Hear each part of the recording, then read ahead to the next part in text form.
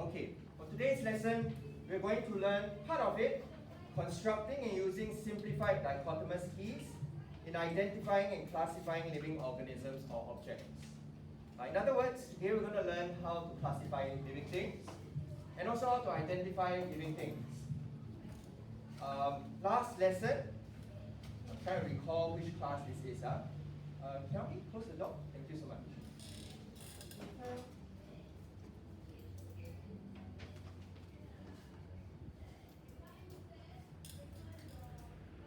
I need to check with you all. Have you seen this slide before? No, okay. Sorry, I'm very confused because I see a JH1 class every single day. So I'm losing track of who I taught. Okay, so in today's lesson, we're going to start off with page 38. This is where we are today. Page 38 of the textbook.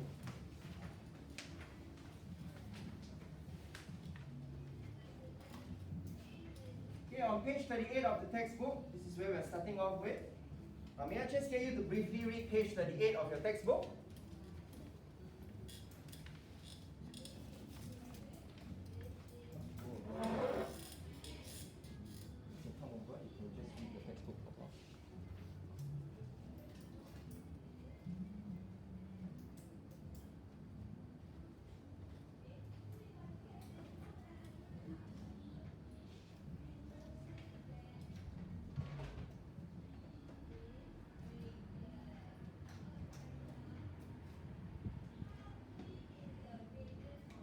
Good practice while reading. Highlight words you don't understand, underline.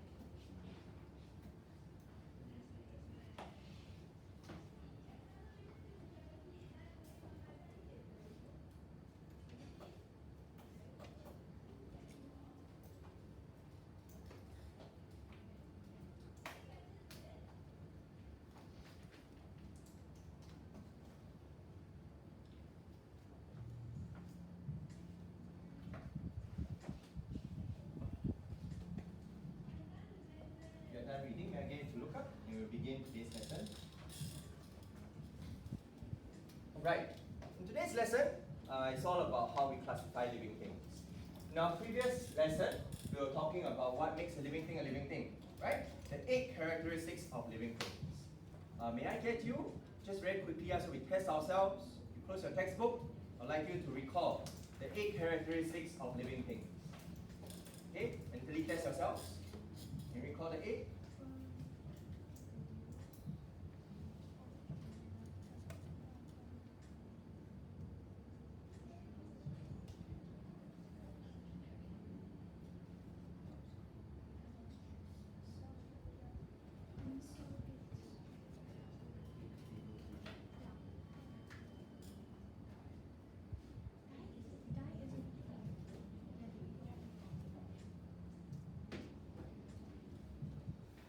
Let's hear from some of you. Ryan, will you give me one? Can reproduce. Okay. Ryan, will you choose another person's name? Truya. Yes, Truya. Response to changes. Thank you. Response to changes. It's the first time in my whole life in NJC that when I ask a boy to sabo another person, they didn't sabo a boy. Yeah, very. Yeah, normally they were like another boy, right? Okay, Shreya, now your turn to shoot someone. Adora, okay, Adora. Sorry? Contain cells. Contain cells, thank you, Adora. Contain cells. Adora, your turn, shoot someone.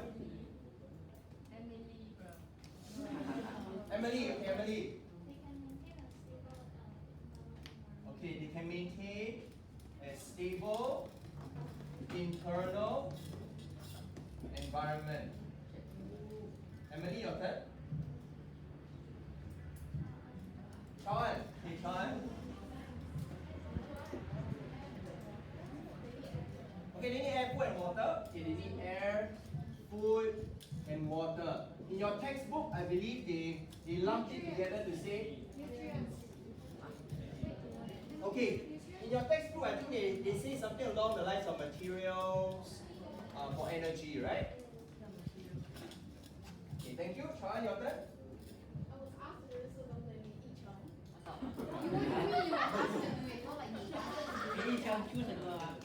Each one. Yichao, don't blame Sean. She was asked to do it. Okay, Yichao, yes? Blame the person who asked. Sorry? Blame me.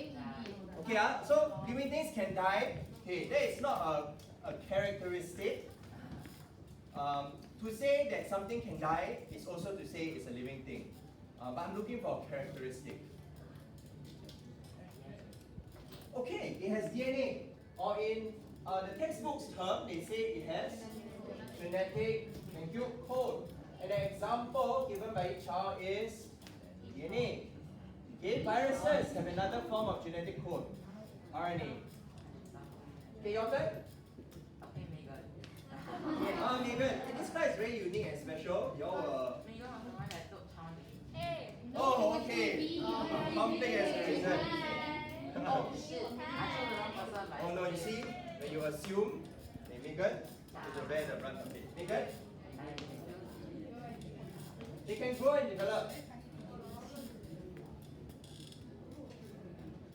Okay, Megan, you want to come full circle and shoot back that way? No one? Okay, you'll be the better person. Okay, who would you like to give the opportunity to learn?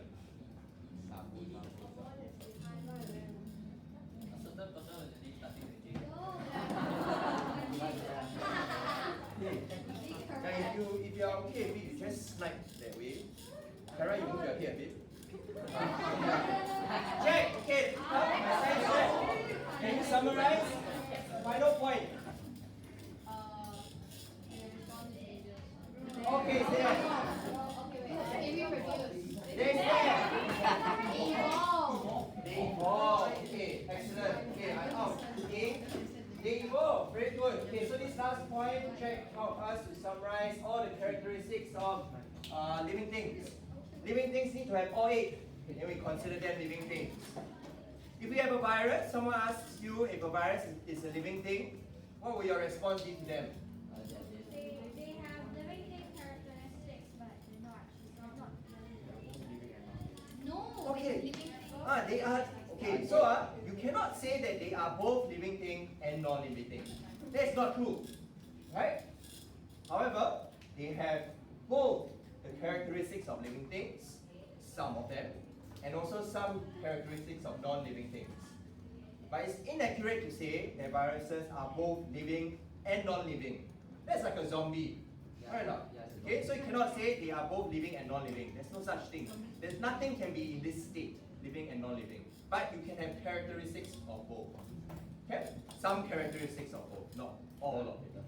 Okay, so that's where we were in the previous chapter. Today, we're going to look at life as a whole. There are many, many kinds of living things, over 100 million species of living things.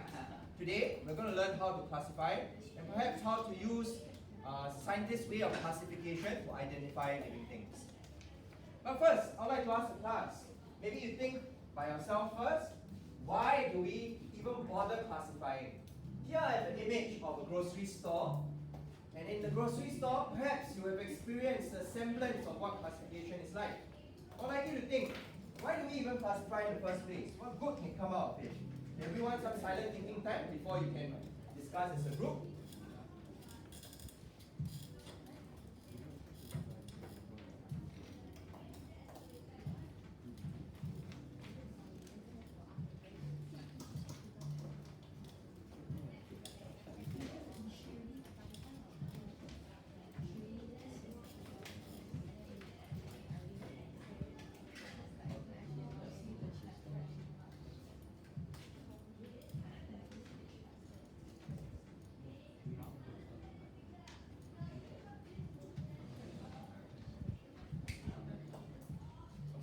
Anyone can share. Okay. Why classify? Why bother to classify things? Not just living things. Why classify things at all? Yes. Okay, maybe it makes it easier for you to find things. Okay, easier to find. Can you give me an example?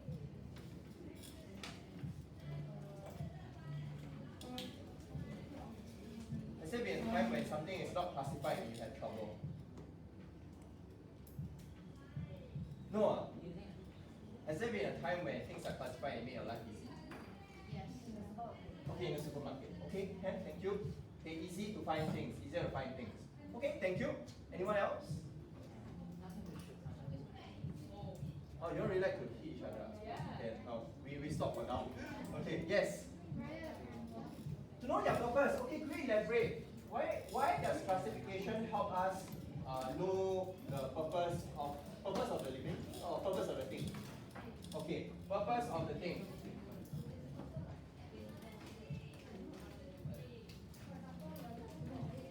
Okay, pause. Okay, I hear some chatter. Okay, may I get you to raise your volume?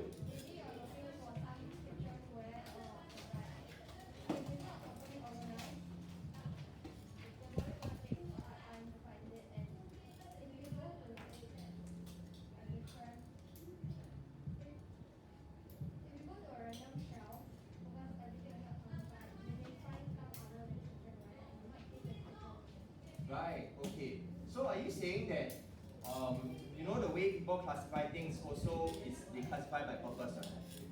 And so when you go to this category, you assume that everything there is also of the same purpose. And therefore if you classify wrongly, you may wrongly associate the purpose too. Okay? So when you classify, it's also about the purpose, it's also about there's a certain characteristic that you are using to classify. Okay, did I spell something wrongly? What did I spell wrongly? Characteristic. Okay, then purpose eh? What is wrong?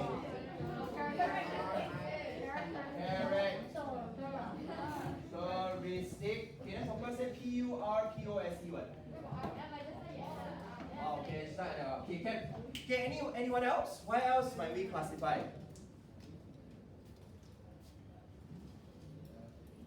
Anyone from behind? Why else might we want to classify? Jack.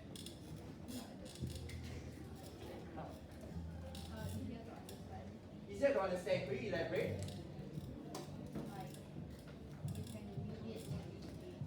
Please speak up. You can understand, like if it's in a graph, Yeah. you can understand it because they're all like easy.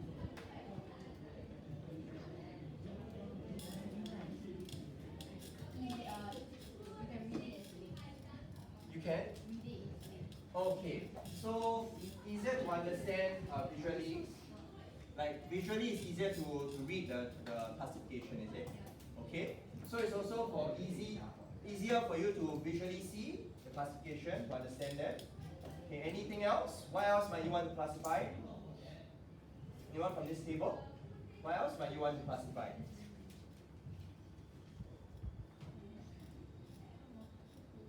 Maybe you can think about a grocery store. What's your experience there?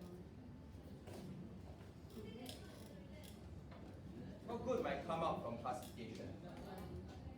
Sorry? Okay, like a library. Libraries also classify, right? What good comes out from classifying things? If you want to find a certain genre, you can find it. Yeah, what are you talking to here? Yeah, come talk to us, yes. That's just answering. So, Alright, okay, you're helping him. Okay, can. Ben, maybe you can share then. so if you want to find a certain genre in a library, Yeah. you can find it easily with classification. Okay, I think going back to the very first point that was shared, you can help to find things much easily. Yeah, easier for you to find things if it's classified well. If it's not, then it will be harder for you to find it. You go to a grocery store, kind of the same feeling also, right? So why do we classify living things? Actually, also for the same reasons. Very often, if you go out into the natural world, you'll find a lot of different kinds of living things, 100 million over species. And for someone like you and I, that is not naturally trained as an ecologist, it's going to be very hard for us to be able to identify things. We don't know what we are seeing. But scientists have classified at least all the living species that we know of. There are some unknown. But for the ones we know, we've actually classified them. Makes it easier for us to search through this catalog, this library book, to be able to find what we want to find. And what I like about the sharing earlier on was that actually when we classify things, there is a purpose. We don't just classify without any system. There's always a purpose, and always some characteristics that we use to classify things. When you classify things according to their characteristics, it makes it easier for us to also identify the living thing at the end of the day. So, I'd like to draw our attention to a video. A little bit about what I was sharing earlier on, about your experience inside a grocery store.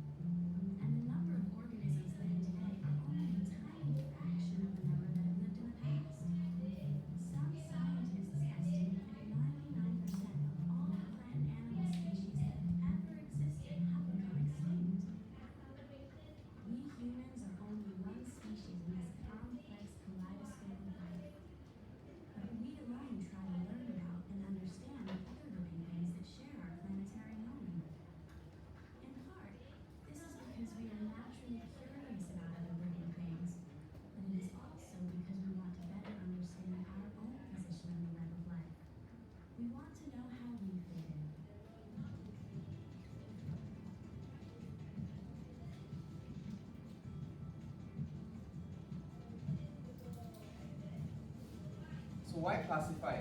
I've always loved the example of you going to the grocery store. Because truly, we classify for the very same reasons. So why classify things? We've talked about it. Let's go into the how. Actually, the way scientists classify living things is quite similar to how you experience going to a grocery store. Give you an example. Have you ever noticed that in a grocery store, there is some sort of a hierarchy to how they classify things? There are different levels. That's what I mean by hierarchy.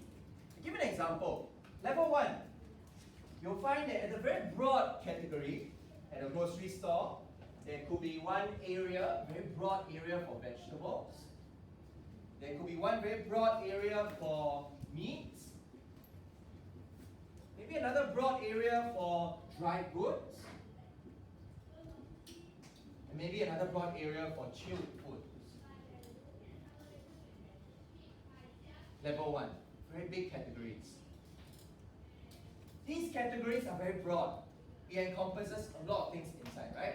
But it's our first very big way of categorizing. If we go to level 2, why don't we just focus on chilled foods? just focus on chilled foods and we just go to that aisle, you find that actually there are more subcategories under chilled foods. Right? There could be under chilled foods, drinks, cold drinks. You could have dairy products. Oh, no wonder yesterday the seniors laughed at me so hard. Okay, dairy products. Anything else that is chilled? Cold drinks, dairy products. Okay, maybe, yes? Frozen food. Okay, maybe frozen food. Chill, not frozen. You don't put milk in the Oh, chilled is the open air fridge one. Okay, the open air fridge one. Just now someone was saying, okay, what else can you put in the open air fridge place? Yeah, I'm just going to say tofu. Tofu. Okay, fine. Fish balls. Okay, dairy products. If we go into the category of dairy products, actually, there are more products underneath, right, that we can categorize further. There is, okay, perhaps there's milk, cheese, anything else? Yogurt, correct? What? Chocolate milk. Okay, I mean, if we go into the category of milk, then see more milk, right? Okay, we could go another level. If we just look at the cheese section, wow, what are the kinds of cheese you all know? Cheddar, blue cheese, and okay, I don't know how to spell mascarpone.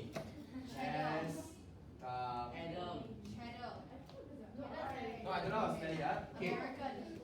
But you see how we classify things in the grocery store? At every section you go to, you could go deeper and find more things under each category. Each category that you go down, the characteristics get a little bit more specific. The further up the category, the characteristics are a little bit more broad. As long as you are a little bit green, we will put you under the vegetables. If you are sort of a meat from an animal, we will park you under here. As long as you are dried of some sort, we will park you under here.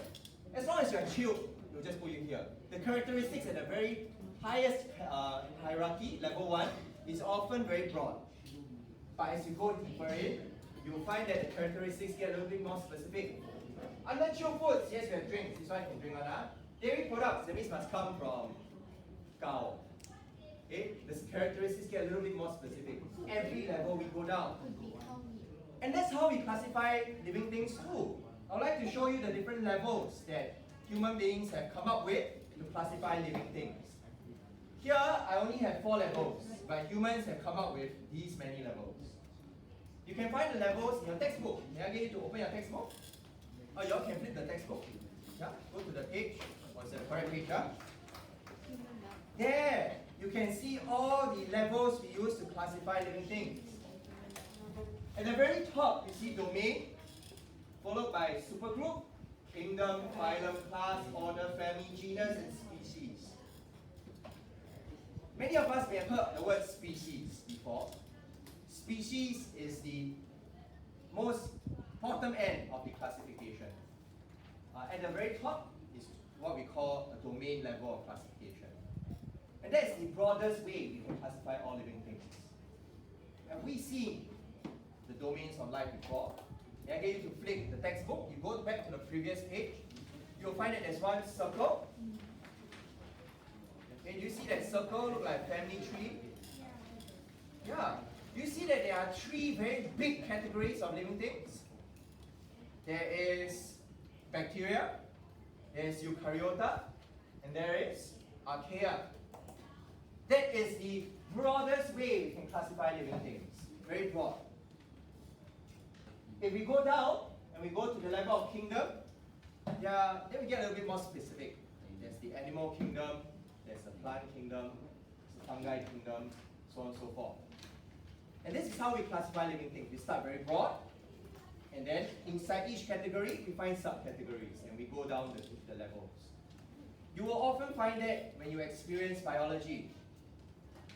For you, I think what's most relatable to you would be to look at the level of species. Because this is often what you encounter when you search online for any living thing. Let me give give you an example. Let's just look at the animal, the tiger. You often find that all animals or plants come with two kinds of names. We have a name called the common name, and we have a name called the scientific name.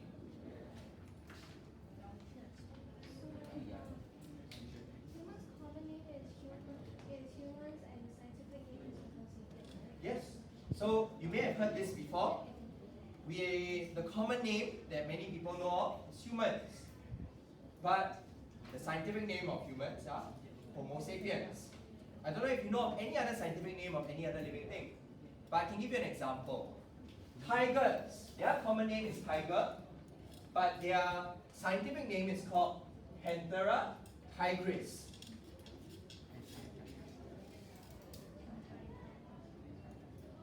Lions, that's the common name, but their scientific name is called Panthera leo. Every time we ask you for the scientific name, we are really asking you for the very last category, species. So when someone asks you what is the species of this animal or plant, we are also asking you what is the scientific name. Same meaning. Okay? Why am I introducing this to you? Because a lot of times when you look at animals or plants, you will often find the names come in two parts. There's a front part and then there's a second part to it. So for example, I can give you another example. We look at humans. Our species name is called Homo sapiens. We actually belong to a slightly bigger category called Homo. Yeah. Believe it or not, a long time ago, there were actually various kinds of humans under this category. Just like how there are many cheeses under the cheese category, there are many human species. Sorry, not human species, there are many species of Homo. Yes? But then cheese is like made from milk, so cheese fall under the milk category. Right. Exactly. So if I want to go up the category, right, you're right. Cheeses technically is made from milk or dairy product. So if you go up the categories, you'll find that the names and the characteristics get broader and broader. Yes? I heard of another species called Homo deus, you think? Okay, yeah, so that's one of them. There's another one called Homo neanderthals. Here I'd like to show you, long time, we've actually excavated various skulls belonging to different kinds of human-like, people-like creatures under the category of Homo. We are we are the only species left Everyone else that's is- under this category of Homo. But actually there were more. This is an example of an artist's impression of another category of people-like creatures under the category of Homo. This is Homo sapien. This is a Homo neanderthal. You see that while we have very common characteristics, we also have different characteristics that allow scientists to categorize them into different species. For example, if you look at a Neanderthal, the forehead is much bigger. In fact, their whole skull is much bigger. Nose is also much bigger. They have a lot of features that are more adapted to colder environments too. And here we have a Homo sapien. Eventually, this particular Homo went extinct. We are the only Homo left, and we are called Homo sapiens. So living things, they have names, scientific names. Often a common name as well as a scientific one that comes in two parts. Why even have a scientific name? And why have a common name? Well, if you think about it, actually if you look around the world, there are really different languages, right? While we call it tiger, somewhere else in the world, another country, they may call a tiger in their own language. But there's one thing all scientists have agreed on. Wherever you are in the world, it will still refer to that animal or that plant in the same English language and in their scientific name. And that helps a lot. Because while a tiger is very familiar to many of us around the world, some living creatures they may not have seen before. And if you call it a certain name, you call it a certain name, you call it a puppy, you call it a dog. Everybody has their own idea. But we call it by that same common scientific name, at least it unifies us all across the world. And if you find something at your part of the globe, then actually we know you found exactly the same thing. And not just because we named it differently. Today, I'd like to show you a little snapshot of what it looks like after we have classified living things. I'm going to introduce you to something called a dichotomous key. May I get you to look at this particular page? Not exactly sure which page it is. Which page? 41, thank you. May I get you to look at page 41? Page 41 is an example of a dichotomous key.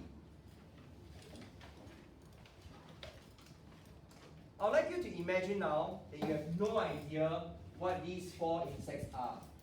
Let's say you are a little baby, or you are someone that has never seen insects before. And this is your first time seeing these four living things. What scientists have done is they've come up with this thing called a dichotomous key. How do you spell a dichotomous key? Is it written in your textbook? You can highlight the word dichotomous key. We take the time to highlight it.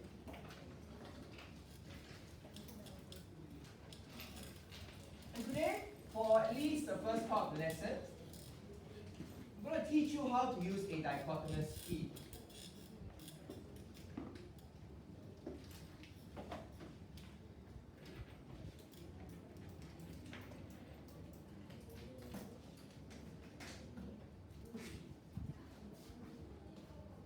Okay. A dichotomous key works this way. It classifies living things always by splitting them into two categories each time. And I'd like you to look at the way this dichotomous key works. And I think after a while you get the hang of how to use it. For example, we run through together. We look at the very start, there are two statements. Two statements that are contrasting to each other. Number one, the wings are covered by an exoskeleton. Next one, the wings are not covered by an exoskeleton. Exoskeleton means a hard shell. Notice that these two statements are just opposites of each other. Okay. Supposing that you find that the insect is covered by an exoskeleton, go to step 2. Then you find statements that are opposites of each other, sort of. Body has a round shape, body has an elongated shape. As you go down this dichotomous key, you will eventually be able to identify that living thing. And as Vinan was saying just now, one reason why we classify is so that we can find out the identity or find the living thing much more easily, right? Such a key is like an online catalog. It allows us to search through the various levels to be able to find out what exactly is the name of this living thing. Imagine you have no idea what some of them are called. For example, you know what this is. You know it's a bee, right? You know that this is a dragonfly, you know that it's a ladybug. But I may not really know what this is. Going through this key can help me identify that particular living thing. So this is one example. I'd like you to have a look and slowly look through this dichotomous key, see if it makes sense. Because then we're going to try another dichotomous key on the next page, the one with pasta. Not many of us know the names of pasta. So someone has created a dichotomous key to help you identify the name of this pasta. I'd like everyone to try right now. Could you try to run down the dichotomous key, each of those two statements, and try to identify the name of A, B, C, D, and E? You can work with your friend, or you can do it by yourself.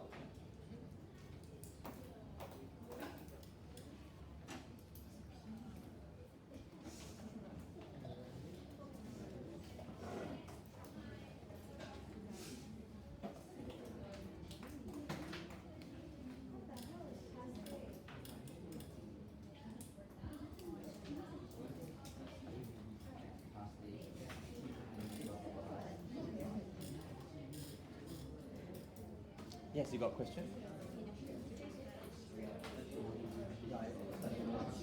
But these three are not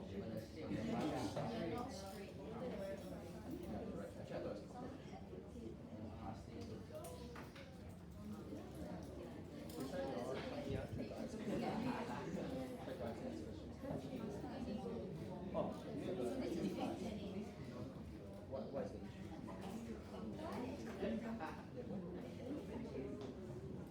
How do I change that? Okay. So yourself you can see. Would you like to move closer? Okay. Can you refer to this page? Yeah, that's what we're doing now. Okay. Can you identify the names of these pastas? Alright. Alright, can see. Okay, if you think you've identified the names of all the pasta, share with your friend. You can have a scientific argument with each other. This science after all, social activity.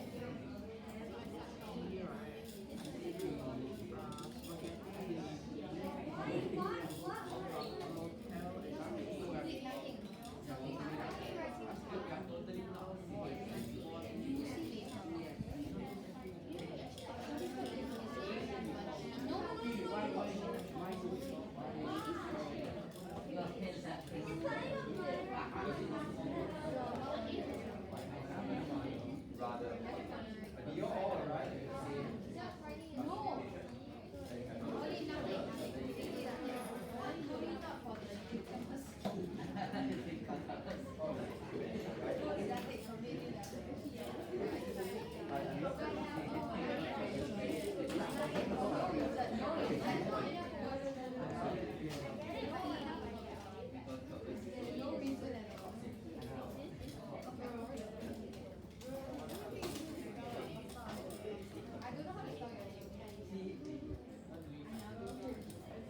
Okay, everyone had a go at the dichotomous key? Okay, was it useful?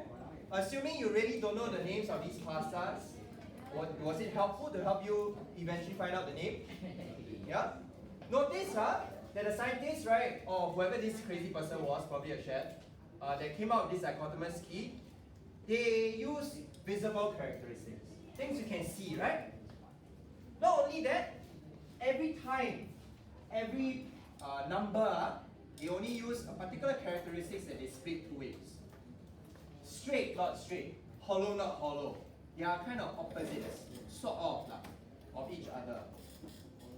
This is why we call it a dichotomous key, because the word di means two. At every juncture, we split two ways, and we split two ways, and we split two ways.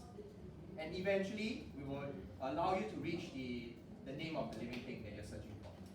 Let's check through what the names of the pastas are. Shall we? Okay, first one. A. What is the name of A? Okay, maybe I listen from Bhavya behind. Sorry? Okay, you think it's the R one, the Rotel one? Okay, we check with everyone else. Rotel? Okay, yeah, thank you. What about B? Yes. Yeah, I don't know how to pronounce it also. Campanelle. Campanelle? Okay, I don't know which part is silent. Did we get that? Yeah? Okay. Next one. Can we go to C? What's the name of C? Okay, spaghetti. Next, D. What's the name of D? Okay, we're struggling to pronounce it.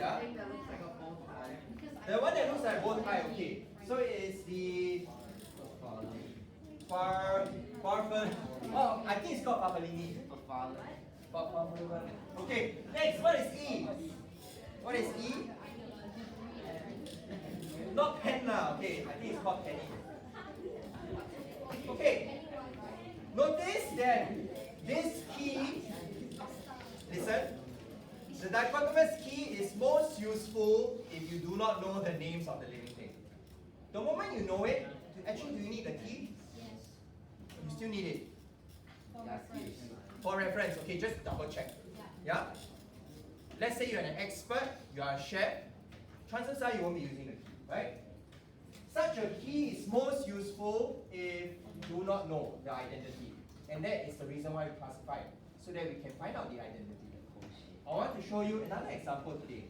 I would like everyone to take a dichotomous key of insects.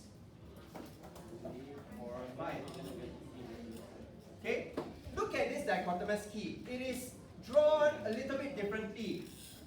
Sometimes you may see dichotomous key written out as statements, line after line.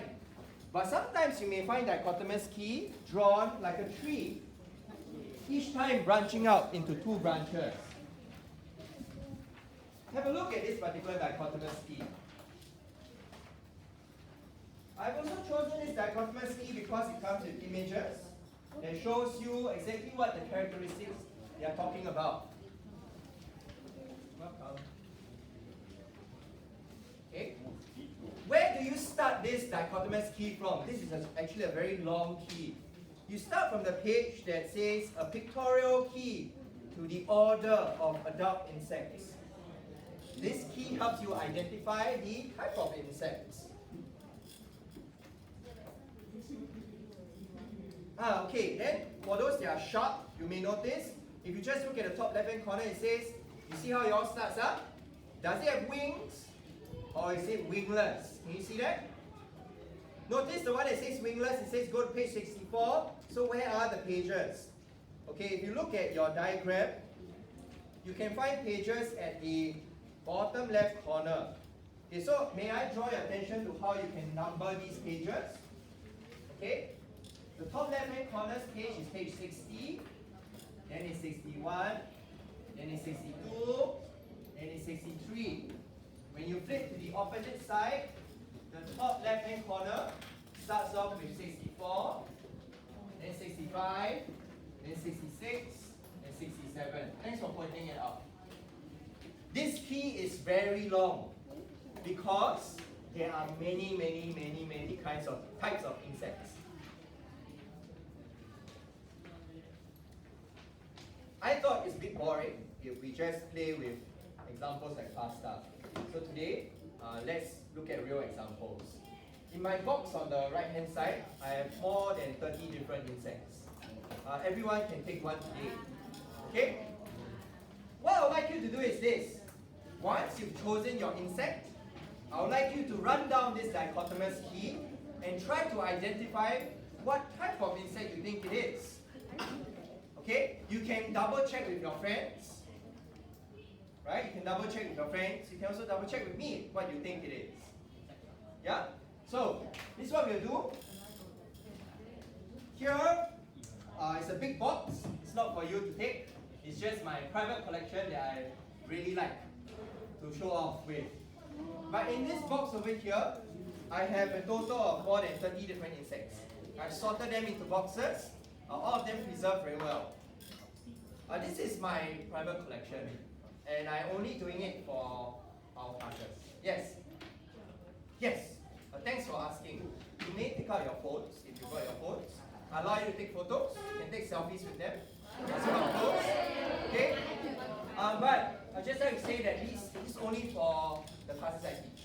Because I do want to make your experience a little bit more interesting. Therefore, I ask for your understanding. Will you help me take care of the specimens when you receive them? How do you take care of them? Number one, when you get an insect, you notice that you can see the insect this way, right? Do not flip it upside down. When you flip it upside down, it will end up on the wrong side. Number two, do not shake it. Make sure you always try to hold it with two hands. Next thing, do not open the box. Okay? It is transparent for a reason, so that it can protect the insect while you can appreciate its beauty. Okay? Some of the insects have already been broken because of too much manhandling. When they pass from friend to friend, then they shake the box, right? And then parts come off. If it's broken, you come and swap it out. And then I will have to go back to the lab and I'll start to fix them again. Okay? Each one takes a few hours to properly pose and preserve. So I hope that inside this box is, if there are 30, right? Then each one take 1 hour, right? Yeah, take many hours. Okay? So it's really a collection I'd like to share just for our classes. Okay? Okay, so this is what we'll do. I will ask you up table by table, and then you can collect a box to try to identify. I know that you may not be able to choose an insect of your liking, but that's fine. After you think you've identified and practiced using the key, you can come back to the front, swap out for another insect. Okay? So that you have an experience and you get to have a feel of a few different insects. Maybe to help you out, I will lay the insects out on this particular table so that you can have a broad choice of all of them. Okay? For now, can I get all of you to stand by? just going to lay them all out.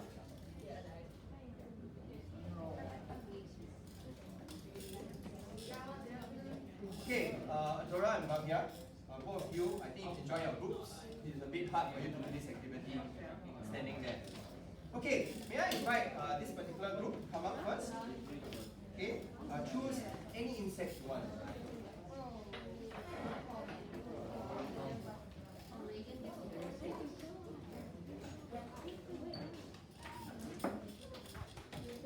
Okay, the faster you choose, then everyone else gets to have more chance to view different kinds of insects. But once you've gotten the insect, I would like you to run down the key. Okay, next table. Okay, next table, Emily's table.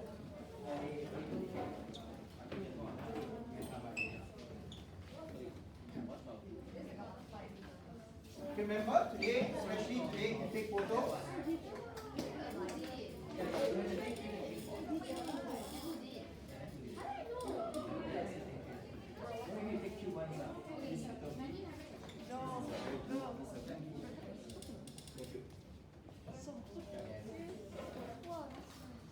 Okay, next table, Jack's table.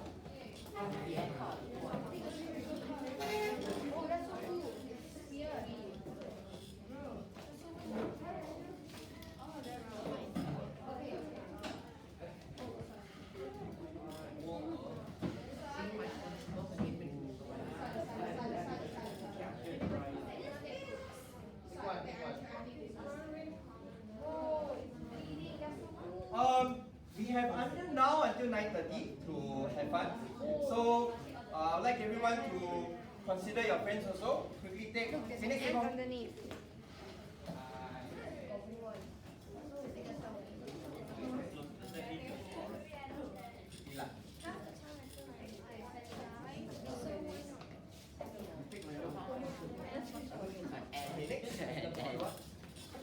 Last table.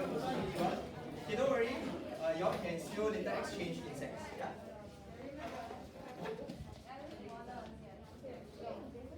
You might take so small and pick the big ones up.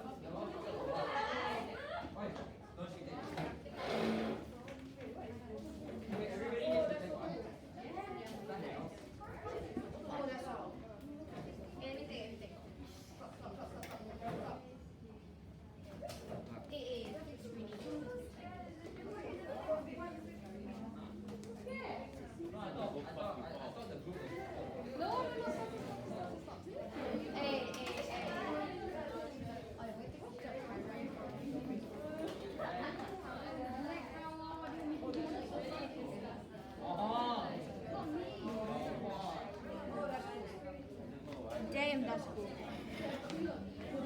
They come hold it upright. Hold it upright.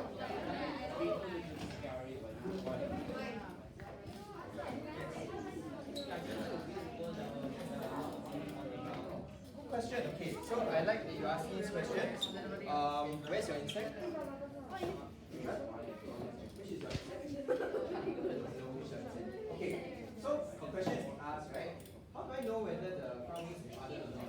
Okay, so this is what hardened front wings looks like. If you look at this insect here, you see that there are two hard parts on it. And there are soft wings below. So actually, most insects have two pairs of wings. But some right, that's what hard is.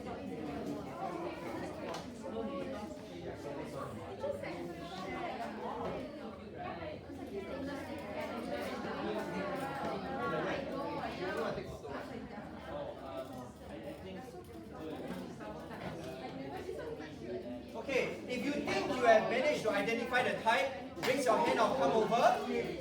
Then you can go and choose a new insect. Yes. Oh,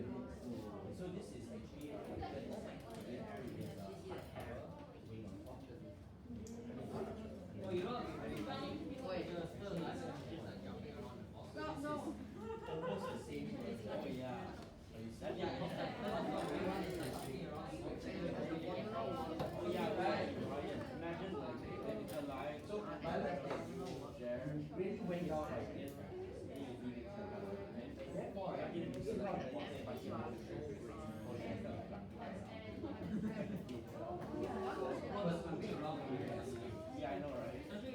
Yes. Scary mind. Wait, yeah, what? Say scary right?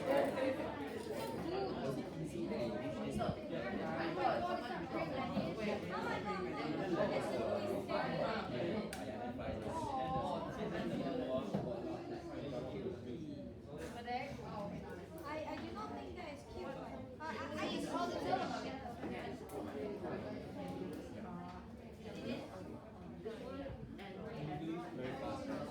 So the beauty of such keys, continuous keys, if written very well, the characteristics is very clear. Instead of reading this thing. Same, I'm gonna use comments. No, no. Oh my God.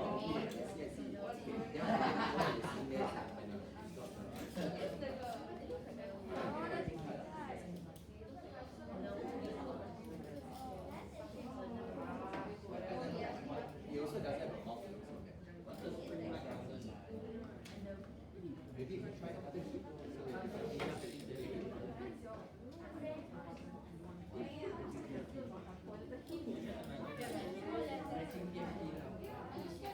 Actually, when you look at this, then wing, when you see front wings rather, front wings. Just like. So I want to show you an example of something that The mouth looks so angry. front wing. Actually, over there, it's an example that borrow. You see the wing here is harder. It's hard, right? You cannot see through it. So actually, so maybe you need to go down another page. You need to go down this page.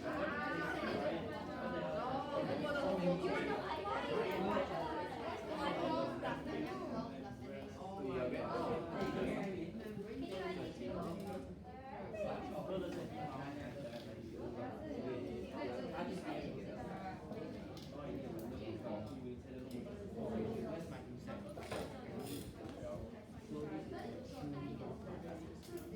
So if you look very close up, it's fine.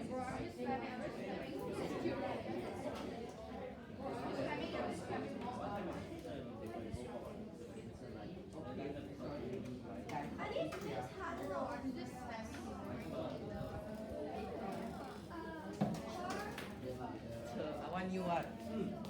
So this insect actually is quite a lot. They look very clever. Only the small one left.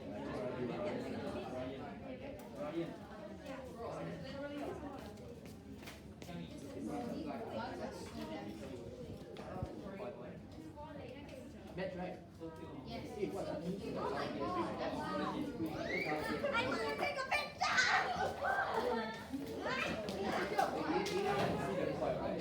Oh my god.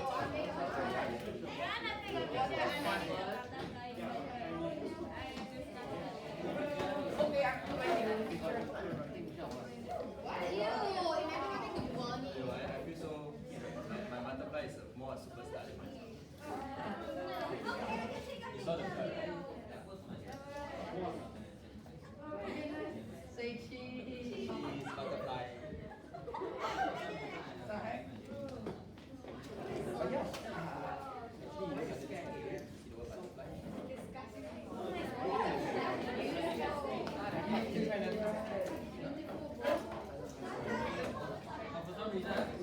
Okay, so hardened or membranous ring, how do you tell, right? Oh yeah, I want to use an example, right? I keep disturbing you. Come, you go to your table.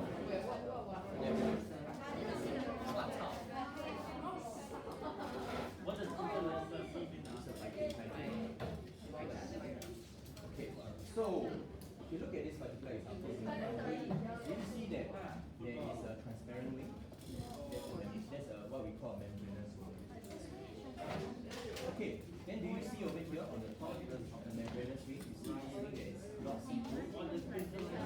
Fake, right? Yeah, that is called a hard wing. Okay, so this particular insect has both hard wing and membranous wing. This one, you see hard wing?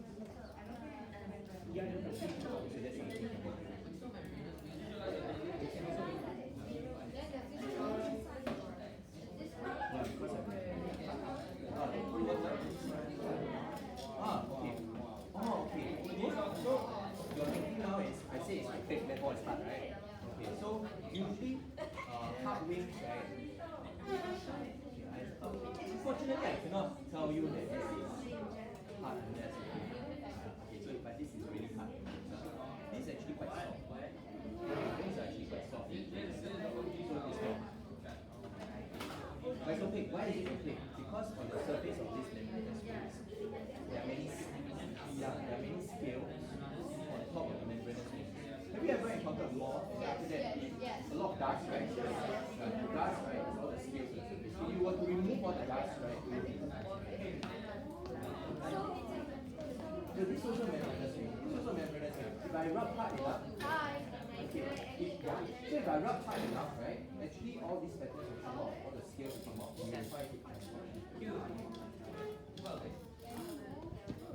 Okay, anyone else? Have thought, you like to check whether you've identified correctly. Yes. Yeah. I need to take a picture. Okay. So what we come to everyone here, you look at this particular part over here, you look top left hand corner. They say front wings harden. Right? Front wings are hardened. Front wings are hardened. So what does that mean? Membranous wing is a wing, kind of like that. Versus, look at this wing. Inside over here. You see that there are two hard wings. And then below is two membranous wings.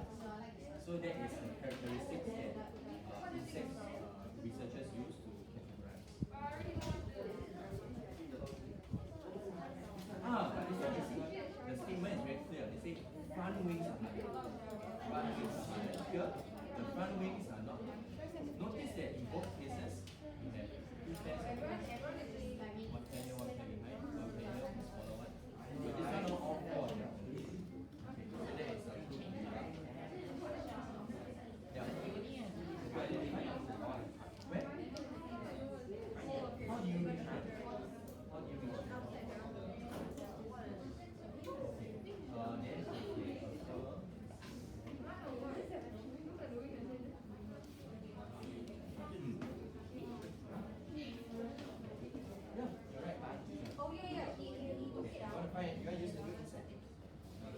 Having a fun time there, right? Why? What? Are you very scared of insects?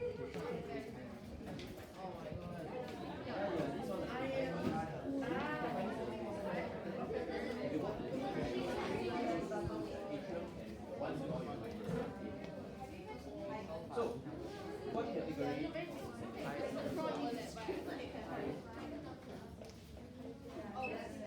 Okay, how do you reach here?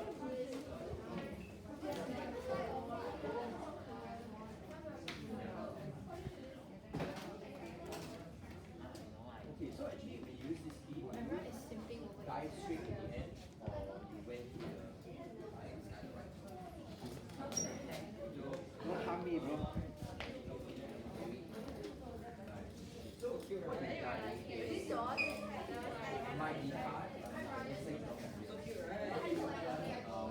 So some people just go straight to the end. But if you don't know the exam well, that's where go down. No right or wrong, but different ways.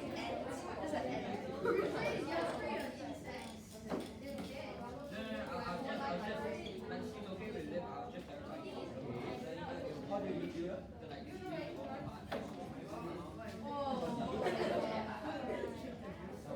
Drink it. It's good for your health.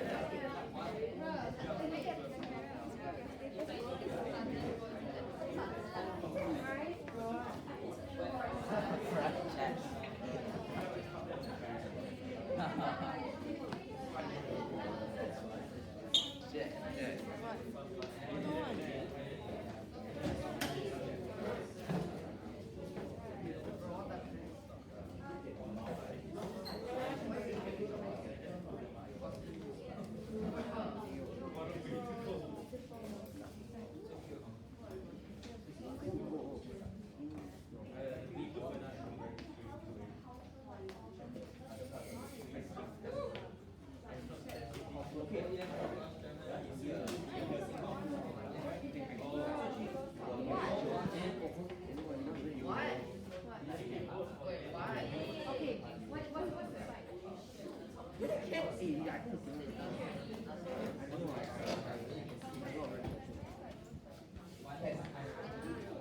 Kevin is recording in the time that you. I did that.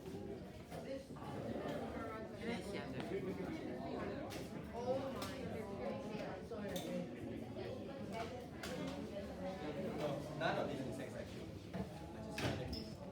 It is my rule not to kill insects. Here's what questions we asked. Did I kill all these insects? I didn't. It is my rule, unlike Batman, do not kill. All these insects, right, were just found dead lying in school. So I just preserved them. Yeah, they were all found dead. It's just by chance. And by, you stay a good number of years here, right? Every few weeks you'll find an insect. Right? Just yesterday I found a wasp. But then you said your Oh yes, because with a lot. it won't break down long. You said your students get it. It's a mixture. Some particular students. So what's the side name? Okay, what about this people? How was the experience like trying to run down the tree? Irritating. See, like this, like the way I say my father. Okay, so one challenge is that we are not familiar with the right? Some of the terms we say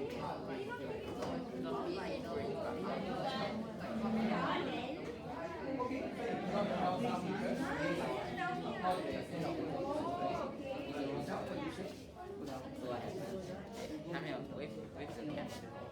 okay, how would that help? Joe, what do you have?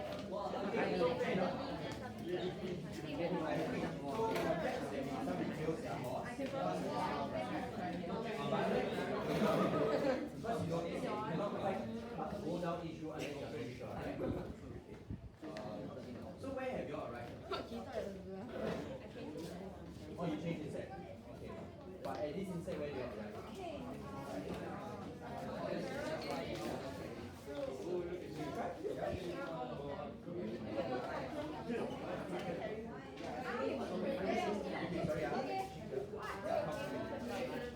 So maybe you try to get actually by some chance, right, you are chosen an insect. Okay, shall we try? Okay, so try to pay your key. Start from left-hand corner. Shall we write down the name? Different green. Green, right? So now let's go down. Next one. One wing colour. No scared. I don't watch TV. So let me show you a wing that is harder than this type. Balls? Okay, I didn't know that. Here, I have an insect. Where? Can you see that? 12 billion. Like all of them Shit, here, 22. four It's wings. different. It's different. Yeah. So, if this is what the wing looks like, where do you go down? So, actually all these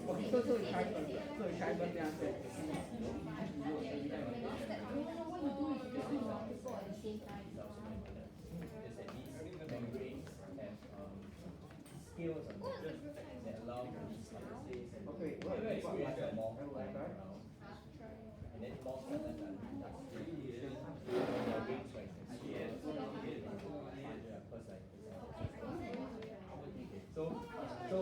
So now let's go down.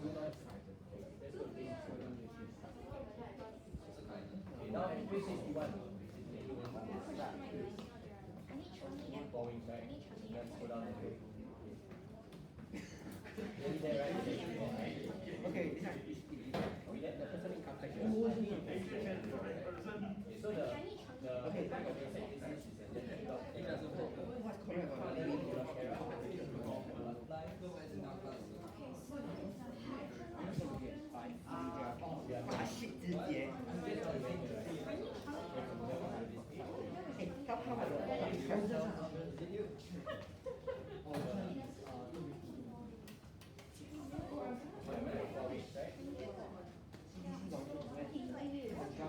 yes, you're right.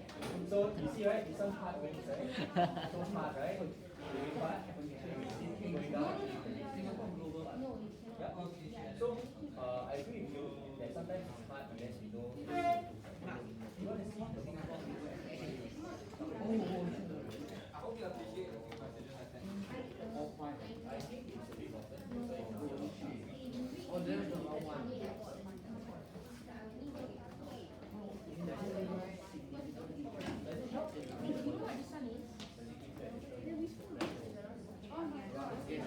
Oh my god, correct. Okay.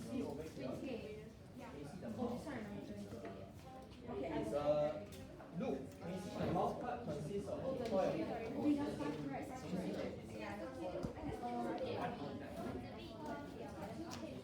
Oh, this one, yes, this one.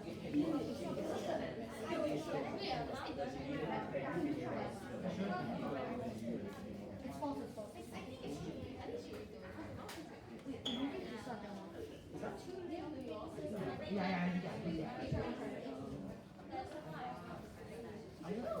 now. Yes, I purposely put it upside down so that you can see the pattern. Yeah, but I prefer this time. Okay. Yes, Sarah. Literally the exact one.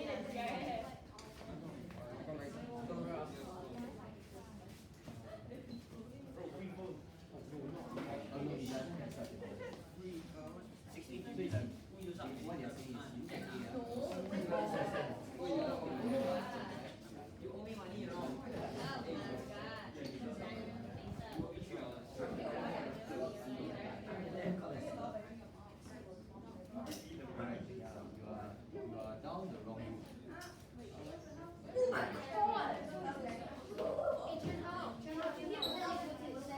trying to take a picture of this that I can put there.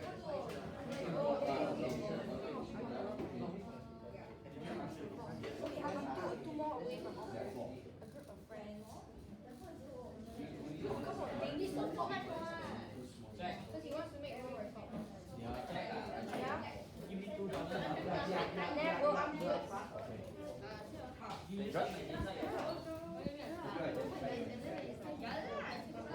Hey, look, that's good. I think I'll make a sticker. I think I'll make a sticker out of that. What have you gone down? Wing. You're right, you're right. Okay, so let's go down that way. Wait, wait a sec. Okay, so now you're right, yeah. Doing good. You're right. You did not see us. Okay, let's go down.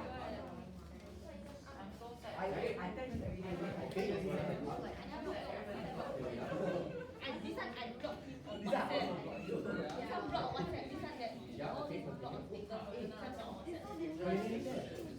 So one of them, right, is going to be okay, let's go with it. No longer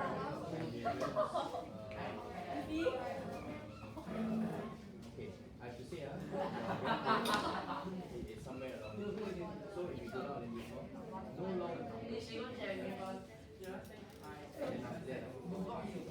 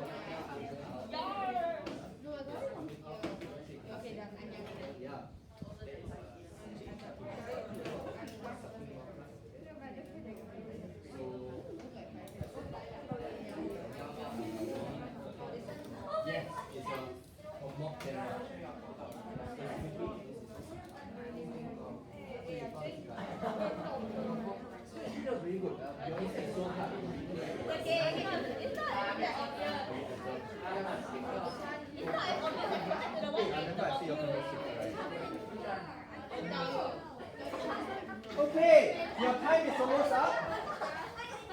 May I get everyone to put insects back at the front? Oh my god, you're made a sticker of it.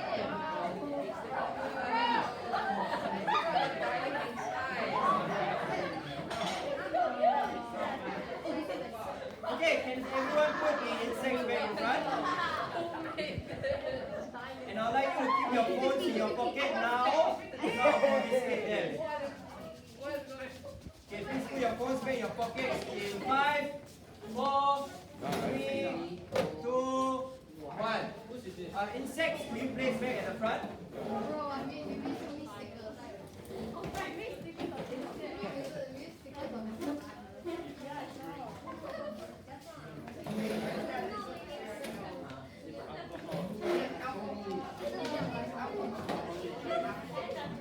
Hey, wasn't me who made that? I got one.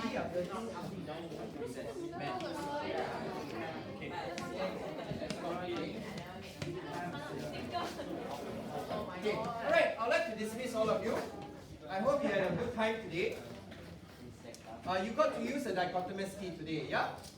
In our next lesson, I will teach you how to make your own dichotomous key. Okay? Today was all about using. Tomorrow is about, the next lesson is about making one. Is that clear? Okay, last but not least, I'd just like to say something. Who made the sticker? Please raise your hand and own up now. I made one, Brian. Who made a sticker of me? You made a sticker? Who else? You also made a sticker. Please raise your hand.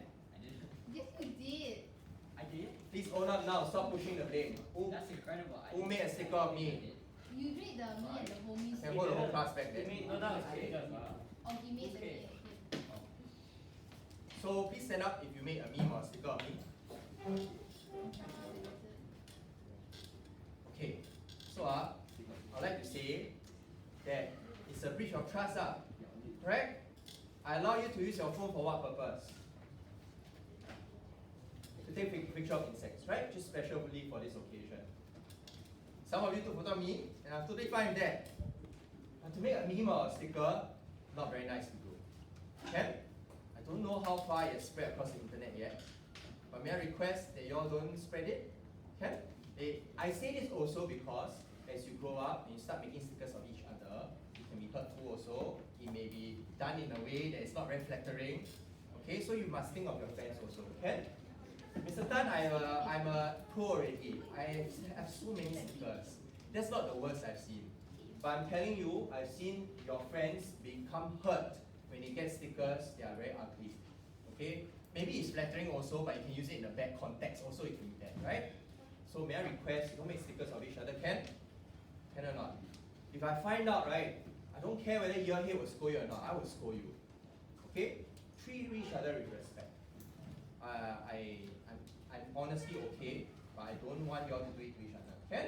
I've seen people fight over this and class break up over this. Okay? Please stay a united class. Okay? And then we can have shared experiences like that. So take home with you the photos. If you find new insects, please contribute so that your juniors can have the same and more vivid experience. Next lesson, we will construct the dichotomous key together. Okay? Okay? Thank you, class.